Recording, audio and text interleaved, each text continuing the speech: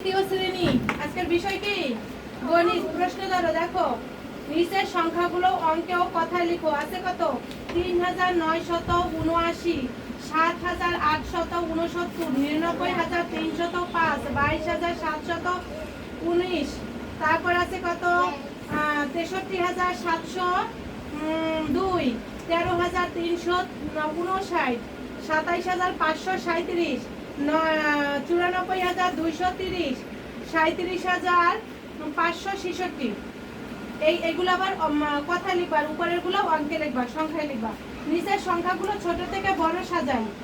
ঠিক আছে, নিচে যে সংখ্যাগুলো আছে এগুলো ছোট সংখ্যাগুলো আগে সাজাবা, তারপর বড় সংখ্যা, না হয় বড় সংখ্যা আগে তারপর ছোট সংখ্যা। তারপর ক্রমবাচক সংখ্যা আছে ৩ নম্বর আছে কি ক্রমবাচক সংখ্যা ১ থেকে ২০ পর্যন্ত। ৪ নম্বরে গুণের নামতা ৭ ৮ ৯। তারপরে ৫ নম্বর আছে খালি করে বা প্রতীক বসিয়ে ছোট বড় তুলনা করি, ওই যে লেস দ্যান গ্রেটার দ্যান যেটাকে বুঝাইছি ওইটা। হ্যাঁ, তারপরে আছে ৬ নম্বর আছে যোগ করি, যোগ বিয়োগ গুণ করি, যোগ বিয়োগ গুণ। তারপরে ৭ নম্বরে আছে প্রশ্নের অঙ্ক লিমা ২৬১ পৃষ্ঠা, ২৭৫ পৃষ্ঠা ও ৩৫০ পৃষ্ঠা ৩টি গল্পের বই এক মাসে পড়ছে, সে ওই মাসে কত গল্পের বই পড়েছে। তারপর দেখো প্রশ্নের উত্তর লিখো, সংক্ষিপ্ত প্রশ্নের উত্তর। এক অযুত কত অঙ্ক বিশিষ্ট সংখ্যা হবে? তারপর আছে একটি সরল কোণ গঠিত হয়। তারপর ৫ এর ক্রমবাচক সংখ্যা কত? যদি একটি কাগজ আড়াআড়ি ভাবে দুইবার ভাঁজ করা হয় তাহলে